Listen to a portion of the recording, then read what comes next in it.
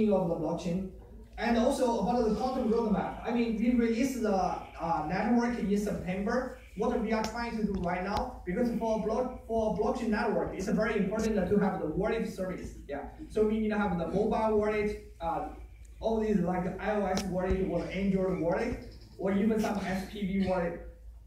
And also we have the hardware wallet. Yeah. What's a hardware wallet?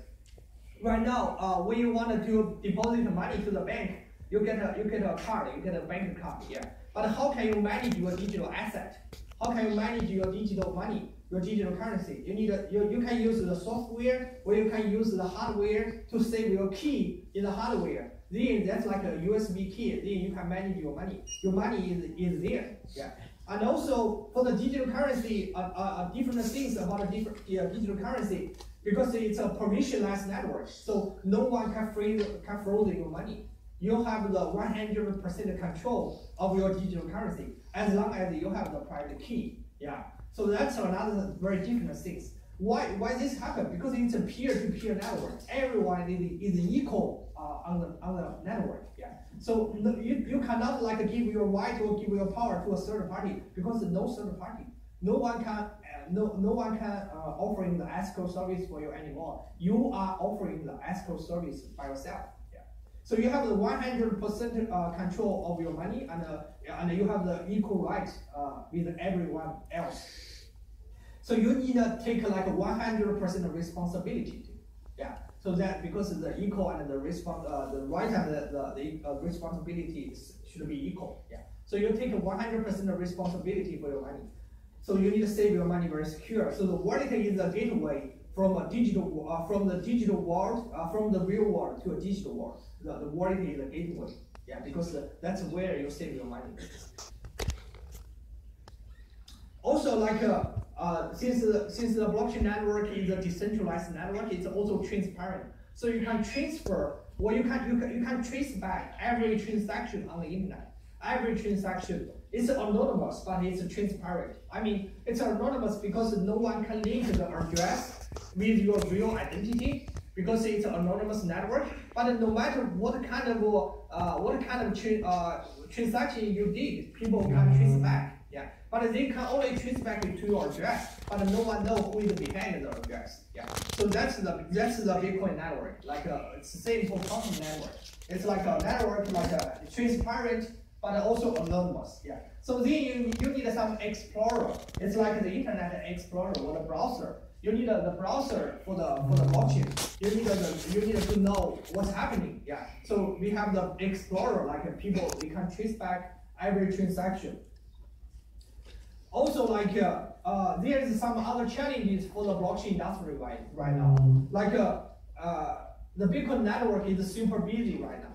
Because the Bitcoin network is a decentralized network, so every transaction should be validated by all the other peer nodes on the internet. So the Bitcoin is a very huge network right now. There are people more than like 100 countries, they are running the network. So it's a very huge network right now. And then every transaction needs to broadcast to everyone. So it's super slow. Yeah. So that's the reason like we want to have the Lightning network, because it's like the Bitcoin network is like the highway. Like everyone is trying to drive the car on the highway. Then the highway is very crowded. Yeah. So we need some small road, the branch way. Yeah. So the Lightning network is they are trying to move some transaction from the on the blockchain to off the blockchain. Yeah. So that's the idea of the Lightning network. Yeah. So if the Lightning network is ready, the whole blockchain network, like the transaction, the ability should be better than the Visa or by the MasterCard. But right now it's very slow. Yeah. Right now every day the Bitcoin network can only process like 300,000 transactions per day. Also another thing, the quantum, what we wanted to do is like we want to develop a new virtual machine. People they can program smart contract. People they can build the decentralized applications. Yeah.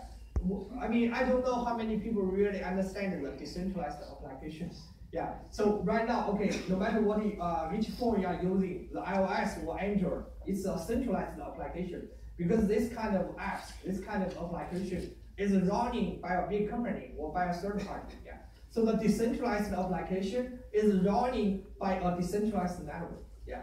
the application is deployed on the decentralized network. So that's then how can you build that? You need a smart contract. You need a lot of flexibility. You need like a totally complete like a programming language to build the decentralized application. Yeah. So that's another thing Qtum wanted to do. Yeah. Also, like since as a blockchain project, we have a team member from 9 countries. Yeah, it's a very global. Yeah, we have an operating office in Shanghai. We also have an office in US and also an office in Belarus, in Minsk. Yeah, so it's a pretty global project. We have people from China, US, Canada, Morocco, Colombia, Sweden, Belarus, yeah, and Macedonia, yeah, and Morocco, and yeah. So we have people from 9 countries, and also the foundation is registered in Singapore. So what's our plan? Yeah, what do you want to do? Yeah, because even you have some very good technology, you still need the marketing. Yeah, without the marketing, then it's very hard for people to know what they are doing. So what we are targeting the marketing in US, Korea, Japan, Europe. Yeah, because we are doing super well in China. Basically, the biggest blockchain project in China. Yeah. Also, we are trying to build our development community with the university together. We build a blockchain lab with Berkeley in US, Berkeley University. We build the blockchain research lab in Estonia. We build some research lab in China. Because the blockchain is a new technology, you need a lot of research.